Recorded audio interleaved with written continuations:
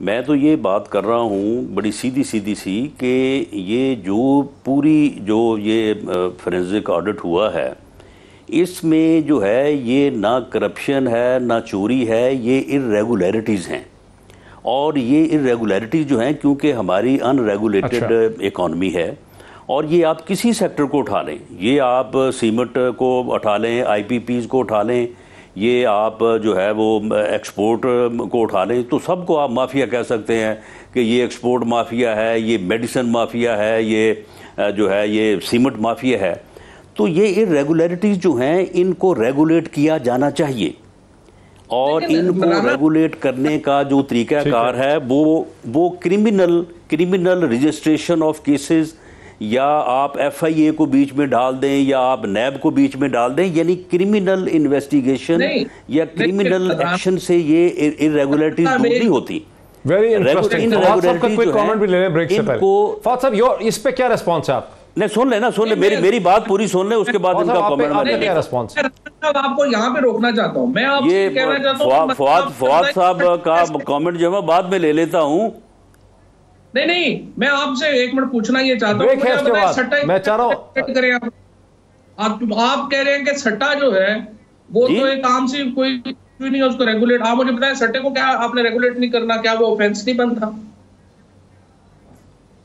नहीं, सुन लें, अगर सट्टे की वजह, चले फर्ज कर लें कि चौधरी साहब ये सट्टे की वजह से सारा कुछ हुआ है, तो मामला ये है कि सट्टे को रेगुलेट करने का ये तरीकाकार नहीं है। सट्टे वालों को आप जब मौका देंगे वो सट्टा करेंगे, लेकिन सट्टे वालों को रेगुलेट करने का ये है कि आप वो माहौल ही ना पैदा होने दें।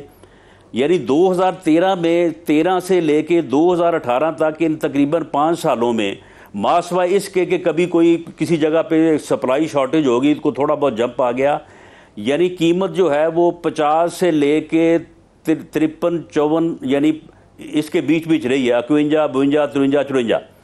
तो बात यह कि वहां भी उस वक्त सट्टे वाले इन 5 सालों में नहीं थे, इन 5 सालों में ये इरेगुलरिटीज नहीं थी, इन 5 सालों में ये मेल प्रैक्टिस नहीं थी। मामला ये है कि वो फैसला राणा साहब एक दफा 70-72 में भी चली गई थी। भारत मुझे ब्रेक, वो गलत हुआ, मुझे ब्रेक लेने दीजिए, पॉलिटिकली मुझे ब्रेक लेने दीजिए, दोनों मेरे गेस्ट मेरे साथ हैं, मुझे ब्रेक लेने दीजिए। और होता यह है कि ऑपोजिशन किसी नुक्ते पे एग्री नहीं करते और डिस्कशन बड़ी ब्लैक एंड व्हाइट होती है, लेकिन यहाँ डिस्कशन इसलिए पेचीदा है कि दोनों तरफें जो है पीटीआई और पीएमएलएन कुछ न कुछ नुक्तों पर एग्री भी कर रहे हैं, लेकिन फिर वे फॉरवर्ड क्या होना चाहिए हुकूमत के लिए, सोल्यूशन क्या होना चाहिए इशूज़ को डील करने के लिए, इस पर मजीद बात करते हैं आफ्टर द ब्रेक।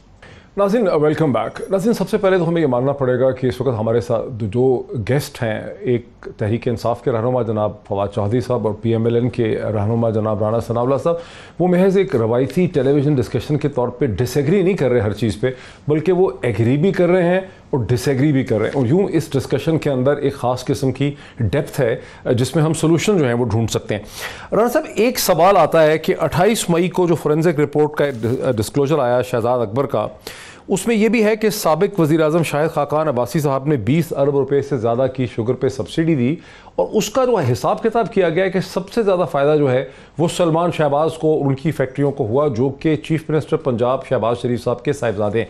यहाँ तो फिर एक डायरेक्टली एक political authority, abuse of authority, abuse of power जो है इसका तासुर होता है। यानी नॉर्मल फैक्ट्री जो बिजनेसमैन है, एक स्टैंडर्ड बिजनेसमैन है, उसको हम अलग कर देते हैं, लेकिन यहाँ तो क्लियरली एक पार्टी है जो पावर कंट्रोल करती है, जो फैसलों पे असरअंदाज हो सकती है, उनका अपना वज़ीर आज़म है, और सिविल सर्वेंट्स हमें ये भी बताते हैं पुराने जो लोग रिटायर हो गए हैं कि खुर्रम दस्तगीर और खाकान अब्बासी दोनों अनकम्फर्टेबल हैं, और सलमान शहबाज जो हैं वो मसलसल जो है इसरार कर रहे हैं या जोर दे रहे हैं कि इस किस्म का हमें फार्मूला चाहिए। इस पर फिर क्या करेंगे?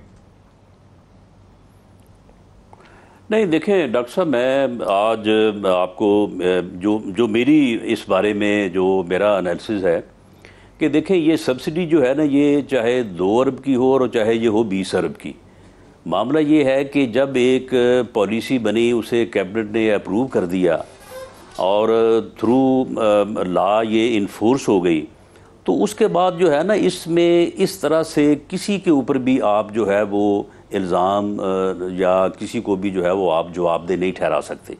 हाँ, अगर किसी ने एक्सपोर्ट की ही नहीं, जिस तरह से वो अफगानिस्तान वाली बात है कि नहीं, लेकिन अगर कैबिनेट ही मेरी अपनी है राणा साहब, अगर मैं ही राणा साहब अगर मैं अगर कैबिनेट में, लेकिन राणा साहब अगर मैं राणा साहब देखें ना, इस तरह से सिचुएशन है ना कि कैबिनेट ही मेरे कंट्रोल में है, प्राइम मिनिस्टर ही मैंने लगाया है, मैं ही रन करता हूं, आधी इंडस्ट्री भी मेरी अपनी है और मैं ही फ़ायदा भी ले रहा हूं, तो फिर abuse of authority, abuse of political power क्या चीज़ होगी अगर ये नहीं होगी? नहीं, लेकिन डॉक्टर साहब ये फैक्चुअली गलत बात है। मेरे पास एक्चुअल फिगर तो इस वक्त नहीं है, लेकिन मैं पूरे ये अपना स्ट्रांगली इस बात को रद्द करता हूँ कि जब भी चीनी जो है वो एक्सपोर्ट हुई है तो उसमें जो रेशो वाइज शेयर जो है वो शरीफ फैमिली का ज़्यादा रहा होगा। उनका रेशो वाइज शेयर जो है वो तरीन ग्रुप से कम होगा, वो खुसरो ग्रुप से कम होगा। तो मामला ये है कि ये कहना दुरुस्त नहीं है कि जब जब भी जो है वो एक्सपोर्ट हुई तो उस एक्सपोर्ट में ज़्यादा शेयर जो था वो सलमान शहबाज या शरीफ फैमिली का था। उनका शेयर जो है वो वही है जो उनका बनता है, और वो मेरा ख्याल है कि वो 2 या 3% है, जबकि यहाँ पे शेयर जो है वो 20% तक और 15% तक हैं। तो मामला ये है कि जब एक इंडस्ट्री के मतलब जो है, जब एक पॉलिसी बन गई कि अगर आपकी ज़रूरत से ज़्यादा जो है वो शुगर की पैदावार होगी तो किसान को जो है वो बचाने के लिए, अब देखें इसमें ये है कि शुगर इंडस्ट्री को अब हम जो है वो माफिया और पता नहीं क्या साबित करने के ऊपर जो है वो इस रिपोर्ट को लेके जा रहे हैं। कम से कम 300-400 अरब रुपया जो है वो इस शुगर इंडस्ट्री से जो है वो आम किसान की तरफ जो है वो हर साल जो है वो तकसीम भी होता है, हर साल उधर भी जाता है, मुंतकिल होता है। बिल्कुल सही कह रहे हैं। और जो एग्री इकॉनमी है उसमें जो है ये एक बहुत बड़ी सपोर्ट है। हाँ। कि 300-400 अरब रुपया जो है वो उनमें जाके जो है वो इंजेक्ट होता है। तो इसमें मामला ये है कि बात उस वक्त बिगड़ी है जब ये कीमतें बढ़ी हैं। तो कीमतें जो हैं वो इससे नहीं बढ़ी, कीमतें जो है वो एक्सपोर्ट के फैसले से बढ़ी हैं। ठीक। फवाद चौधरी साहब, आप तो कैबिनेट मेंबर हैं, सबसे articulate well spoken cabinet member हैं, जो चीज़ आप इस टीवी प्रोग्राम में कह रहे हैं ये आप प्राइम मिनिस्टर के सामने क्यों नहीं कह पा रहे? नहीं, हम जहां पे बात हुई है हमने तो यही बात करी है, और मैं अब भी ये समझता हूं कि जो इसका जब रेगुलर, और जो अगर आप रिकमेंडेशन देखेंगे उस रिकमेंडेशन में भी ये बात आई हुई है, और जो मिनट्स अप्रूव हुए हैं उनमें भी ये बात आई हुई है। बट चैलेंज ये होगा, ये कहना काफी नहीं है कि हम कह दें कि जी रेगुलेटरी फ्रेमवर्क चल पड़े और वो चल पड़ेगा। मेरी नज़र में इसके ऊपर एक पूरा जो हमारी एक कैबिनेट कमेटी है ऑन लेजिस्लेशन, उसको इन्वॉल्व करके, जो इदारे हैं उनको इन्वॉल्व करके इसको रीवैम्प करना पड़ेगा सिस्टम को, ताकि जो ये जिसमें SCCP है, आपका कंपटीशन कमीशन है, ये सारे इदारे फंक्शनल हो। ये फंक्शनल होंगे तो मुल्क आगे चलेगा ना, वरना तो यही होगा, कोई आएगा कहेगा राणा साहब मुबारक हो।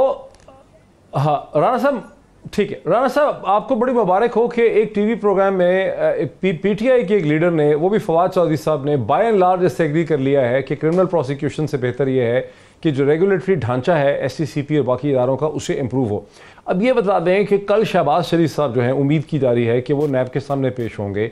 जो सारे लीगल एक्सपर्ट्स हैं या नैब एक्सपर्ट्स हैं पाकिस्तान में, उनका ख्याल है कि शहबाज शरीफ साहब के खिलाफ इस किस्म के शवाहिद हैं कि वो कितनी ही बेल्स क्यों ना लें और कितना ही क्यों ना दौड़े, अल्टीमेटली उन्होंने इस पर्टिकुलर नए केस में गिरफ्तार होना ही है। नहीं देखें, उसमें पीरज़ादा साहब जहाँ तक है ना गिरफ्तारी का तल्लक, तो गिरफ्तारी के लिए ये कोई ज़रूरी नहीं है कि वो केस जो है उसमें बड़ी जान होनी चाहिए और उसमें जो है वो बड़ा सब्सटेंस होना चाहिए। गिरफ्तारी के लिए गिरफ्तार करने वाले की नीयत होनी चाहिए। अगर उसकी नीयत है कि मैंने गिरफ्तार करना है तो फिर कोई ना कोई बहाना जो है वो निकल आता है, किसी न किसी अंदाज से जो है ना वो जिम्नी जो है। लेकिन आप खुद बड़ा अरसा गिरफ्तार रहे हैं, कुछ साबित नहीं हुआ। गिरफ्तार होने का फायदा, गिरफ्तार करने का फायदा होता क्या है? आप भी तो गिरफ्तार रहे ना, फिर भी कुछ नहीं साबित हो सका आपके खिलाफ, तो गिरफ्तार होने का फायदा होता क्या है? मैं गिरफ्तार रहा हूँ। नहीं देखे, बात यह है कि मैं गिरफ्तार रहा हूँ और मेरे ऊपर एक ऐसा केस जो है वो डाला गया कि जिसको ना किसी हुकूमती बंदे ने, ना किसी अपना अपोजिशन के बंदे ने, किसी ने पूरे मुल्क में तस्लीम नहीं किया। लेकिन इसके बावजूद मुझे अपनी बेगुनाही साबित करते या मुझे ज़मानत कराते हुए 6 माह लगे। और 6 माह की जो मुश्किलात हैं वो बहरहाल जिनको ये मकसूद था कि वो मुझे इन मुश्किलात से 2-4 करें, तो उसमें वो उस हद तक तो वो कामयाब रहे। अब मियाँ शहबाज शरीफ साहब का जो मामला है, अब इस केस में मैंने ये पिछले आपके प्रोग्राम में भी बात की थी, उस बात को फिर आपने एक और अंदाज से जो है वो उसको जो है वो वायरल भी हुई। लेकिन मैं आज भी आपसे पूछता हूँ डॉक्टर साहब, मेरा आज भी आपसे भी ये सवाल है, और फवाद चौधरी साहब भी मौजूद हैं। हाँ नहीं, वो वायरल भी हुई, वो वैसे मुझे आपसे पूछना चाहिए, मुझे वहां भी मौका नहीं मिला। पूरा पाकिस्तान पूछ रहा है कि आप कहना क्या चाहते थे दरअसल।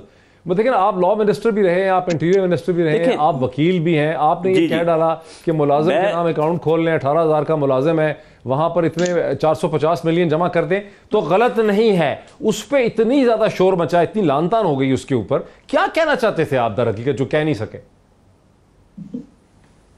देखें, बात यह है कि मैंने उस दिन भी यही बात की, मुझे नहीं मालूम कि उसको बाद में फिर किस तरह से चलाया गया। मैं आज भी ये बात कह रहा हूँ कि जहाँ तक जिस पे इल्ज़ाम है वो जो भी उसमें अपना दिफा इख्तियार करें या उनके वकला जो भी मशवरा करें, ये उनका काम है। मैं उनके उस दिफा में नहीं जाता। मैंने बात सिर्फ ये की कि शहजाद अकबर साहब ने जो बात की है उसी बात पे फोकस करते हुए एक लॉ पॉइंट के तौर पे, एक लीगल ओपिनियन के तौर पे मैंने भी जो है वो जो नैब ऑर्डिनेंस है वो मैंने देखा है, आपने भी देखा है, फवाद चौधरी साहब ने भी देखा है। एक बात तो उसमें ये है कि जी एक आदमी के नाम पे अकाउंट खोला या कंपनी बनी जिसकी तनख्वाह 18,000 है। मुझे तो कोई नैब में कोई ऐसा लॉ नज़र नहीं आया जिसमें ये हो कि जी जिस बंदे की तनख्वाह 18,000 है उसके नाम पे या वो अपना अकाउंट नहीं खुलवा सकता। फिर उसके बाद कहा गया कि जी इसमें कुछ चेक्स जो हैं वो कैश हुए, और जब उन लोगों से पूछा गया जिनके चेक थे तो उन्होंने कहा, नहीं सुन लेना, बेनामी एक्ट सुन लेना, बेनामी एक्ट और चीज़ है, बेनामी एक्ट और चीज़ है। देख सुन लेना, बेनामी एक्ट और चीज़ है, डिक्लेरेशन करना या ना करना और चीज़ है। अगर अच्छा, अब जिन लोगों के चेक जमा हुए उनसे पूछा गया, ये भी शहजाद अकबर साहब ने बताया, उन्होंने कहा कि जी हमने ये चेक इस बंदे को नहीं दिए थे जिसका अकाउंट है, हमने फलां बंदे को दिए थे और उसको हमने पार्टी फंड दिया था। अब मामला ये है कि अगर वो बात पार्टी फंड की है और पार्टी फंड जो है वो सही अकाउंट में नहीं गया, तो वो मामला इलेक्शन कमीशन को जाएगा, ये वो मामला जो है वो डिक्लेरेशन या नॉन डिक्लेरेशन में जाएगा, या वो मामला जो है वो नैब के रेफरेंस में जाएगा। मैंने ये आपसे पूछा था कि किस लॉ के तहत वो बात जो शहजाद अकबर साहब कर रहे हैं, प्रोपागेशन तो वो अपने तौर पे करते हैं, सियासी तौर पे बात करते हैं, लेकिन वो मुझे बताएं कि ये बैंकिंग बड़ा ये इंटरेस्टिंग है। अच्छा किया आपने याद करा दिया। मुझे एक ब्रेक, और उसके बाद जो है मुझे एक ब्रेक, ये नैब का कौन सा जो है वो शिक या यानी जो है वो सेक्शन है कि जिसके तहत जो है वो आप होने से पहले फवाद चौधरी साहब कील भी हुआ करते थे। तो अभी ब्रेक से वापस आते हैं और फवाद चौधरी साहब की भी ओपिनियन ले लेते हैं इसी नुक्ते के ऊपर आफ्टर द ब्रेक। नाज़रीन वेलकम बैक। फवाद चौधरी साहब, जैसा कि मैंने आपको और अपने तमाम सुनने वालों को याद करवाया कि जब आप मिनिस्टर नहीं थे तो टेलीविज़न एंकर थे, टेलीविज़न एंकर नहीं थे तो पॉलिटिकल कमेंटेटर थे, उससे पहले आप एक वकील भी थे। एक वकील की हैसियत से फवाद चौधरी साहब, ये जो बात राना सनाउल्लाह साहब कह रहे हैं, जो वकील भी हैं, लॉ मिनिस्टर भी रह चुके हैं, पंजाब के इंटीरियर मिनिस्टर भी रह चुके हैं, कि एक आदमी का मुलाजिम की तनख्वाह हो 18,000 और 450 मिलियन का उसके अकाउंट में जमा करवा दे को बंदा जो उसका मालिक है जगह का, तो इसके